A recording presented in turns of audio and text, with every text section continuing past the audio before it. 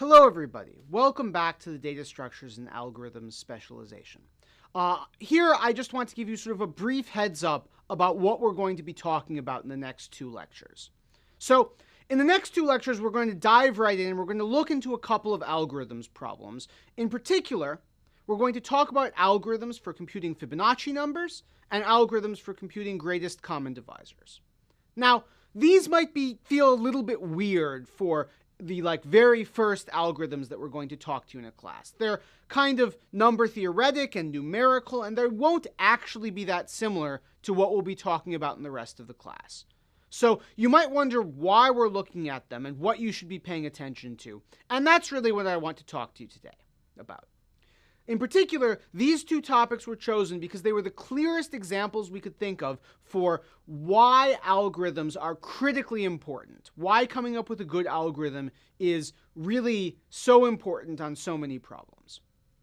And in particular, both of these problems have the following very interesting properties. To begin with, both of these problems have a pretty straightforward algorithm. One where you sort of take the definition of the problem that you're trying to solve, and from that you more or less immediately extract an algorithm. You sort of take the words that you have and you sort of interpret them as an algorithm, and more or less immediately you have some code and it works and it computes the things that you want it to compute. Unfortunately, in both cases, these very straightforward algorithms are far, far too slow. You end up with algorithms that take thousands of years to run, even on very modest inputs. And this is not acceptable for practical purposes. You really don't have millennia to wait for your computation to finish, and so you need something better. And it turns out, in both of these cases, there is something better.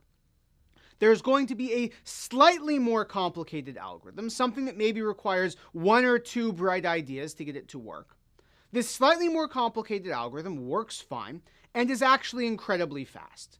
You can handle sort of any reasonable instance of these problems in the blink of an eye. And so the whole point of this is to really show with these very concrete examples that, at least in these instances and in many others that we'll see throughout the course, finding the right algorithm can make all the difference in the world. It's the difference between having an algorithm that takes more time than you will have in your life to finish, and an algorithm that is done before you even knew it started. And so really this is what you should be paying attention to, why it is so important that we find good algorithms. So that's what's coming up. I hope you enjoy the next couple of lectures.